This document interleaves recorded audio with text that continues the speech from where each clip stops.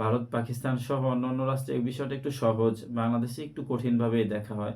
আমাদের দেশে যখন কোনো ছাত্র কোনো অন্যায় করে, কোনো অপরাধ করে, তো আমাদের দেশের ক্ষেত্রে দেখা যায় অনেক উস্তাদ এটাকে হচ্ছে যে বেয়াদব বলে বা বেয়াদবি বইলা আখ্যায়িত করে।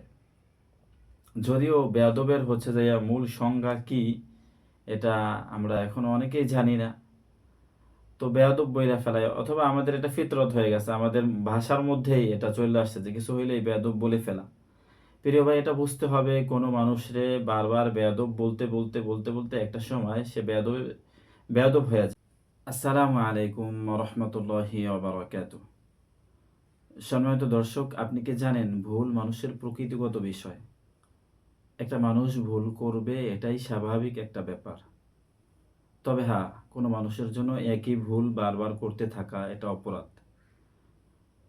তো ভুল সংশোধনের নবৌবিক কিছু পদ্ধতি রয়েছে। আমরা হাদিস গ্রন্থ দেখলে বুঝতে পারি যে ভুল সংশোধনের নববী পদ্ধতির মধ্যে 1 নম্বর পদ্ধতি হলো ইখলাস থাকা। অর্থাৎ কোনো ব্যক্তি কোনো ভুল করলে, চাই সে আপনার ছাত্র হোক, স্নেহভাজন কেউ হোক, অথবা হচ্ছে যে তার থেকেও সন্তানাদি হোক, অথবা যেই হোক না কেন, সে কোনো ভুল করলে তার ভুল সংশোধনের ক্ষেত্রে অবশ্যই অবশ্যই ইখলাস থাকতে হবে।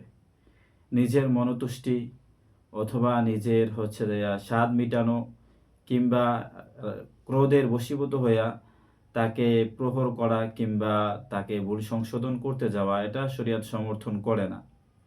বরঞ্চ শরীয়ত এটা সমর্থন করে যে এক ভাইকে দিনের উপরে উঠানোর জন্য, এক ভাইকে দুনিয়াবি কোনো কাজে আগায় দেওয়ার জন্য, এক ভাইকে দুনিয়াবি কোনো কাজে সফল করার জন্য, বা কোনো ছাত্রকে তার লক্ষ্যে পৌঁছানোর জন্য তার ভুল থেকে সংশোধন করার ব্যাপারে অবশ্যই অবশ্যই ইখলাস থাকতে হবে।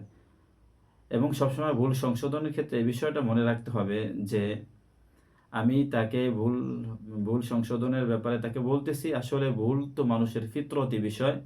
তার কারণ আল্লাহ রাসূল সাল্লাল্লাহু আলাইহি ওয়াসাল্লাম বলছেন যে কুল্লু বানি আদম খাত্তাউন ওয়া খায়রুল খাত্তাইনা মিনাত তাওয়াবিন। বানি আদম যারা আছে তারা ম্যাক্সিমামই ভুল করে, সবাই কম বেশি দোষ করে, অপরাধ করে।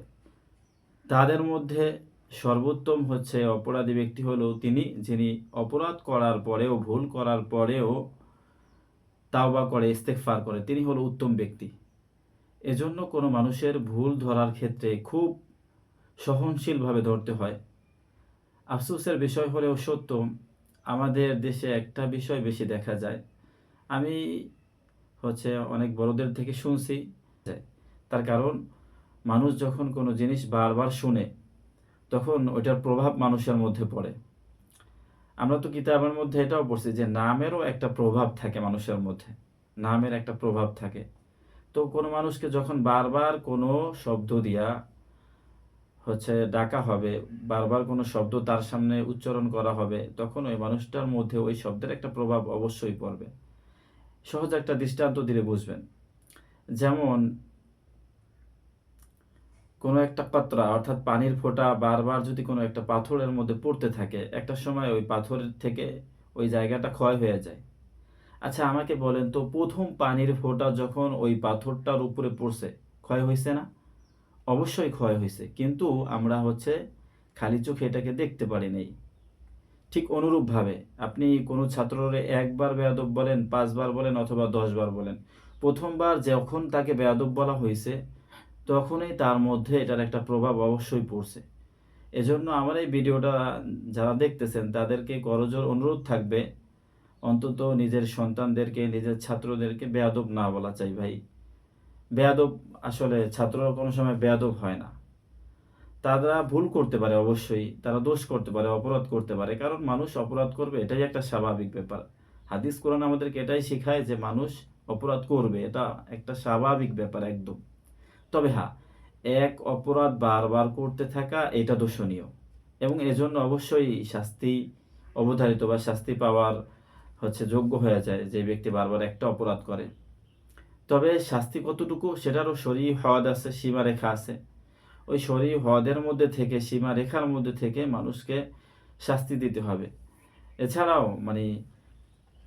তালিমের জন্য, আদবের জন্য প্রহর কতটুকু জায়েজ এটা তো কেতাবাদের মধ্যে আমরা কম বেশি যারা মাদারিসে কওমিয়ার সাথে জড়িত আছি কম বেশি সবাই জানি। এই বিষয়টার প্রতি খুব লক্ষ্য রাখা চাই। আর এখন তো খুব ভালোভাবে লক্ষ্য রাখতে হবে। তার কারণ আপনি জানলে অবাক হবেন যে হাজারটা এজেন্সি মাদারিসে কওমিয়াকে প্রশ্নবিদ্ধ করার জন্য উঠে পড়ে লাগছে এবং তারা হাজার হাজার কোটি টাকা পার মান্থ খরচ করে যাতে কইরা মাদারিসে কওমিয়াকে হচ্ছে প্রশ্নবিদ্ধ করা যায়, জাতির সামনে কলঙ্কিত করা যায়।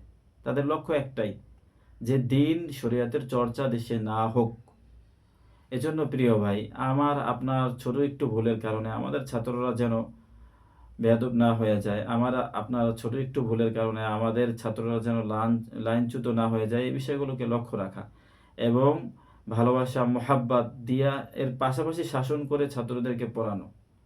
তার কারণ মাদারিসে কওমিয়ার মধ্যে যে সমস্ত স্টুডেন্টরা আসে আসলে তারা ম্যাক্সিমাম পড়তেই আসে এবং তাদের মেধার যেই লেভেল, আলহামদুলিল্লাহ, তাদের মানে স্মৃতিশক্তি, ব্রেন শক্তি, শ্রবণ শক্তি এত পরিমাণ থাকে যেটা বলে বোঝানো যাবে না। কারণ বাহিরের মানুষের সাথেও তো মিশে দেখছি, আর মাদারিসে কওমিয়ার ছেলেদের সাথেও মিশে দেখছি। বাহিরের মানুষরাও বন্ধু ছিল, মাদারিসে কওমিয়ার ছেলেরাও তো বন্ধু আছে। তো কাদের ব্রেনের লেভেল কি এটা বুঝতে পারি, অন্তত এতটুকু জ্ঞান তো আল্লাহ দিছে যে পরখ করতে পারি। তো প্রিয় ভাই, অবশ্যই আমরা নিজেদের ছাত্রদেরকে অন্তত হচ্ছে যে বেয়াদব না বানাই, এই যে বিষয়টার প্রতি খুব গভীরভাবে লক্ষ্য রাখা চাই। আমার বক্তব্যে হয়তো বা কোনো ভুল হইতে পারে, এজন্য অবশ্যই ক্ষমা সুন্দর দৃষ্টিতে দেখবেন। আসসালামু আলাইকুম ওয়া রাহমাতুল্লাহি ওয়া বারাকাতুহু। সবাই ভালো থাকবেন।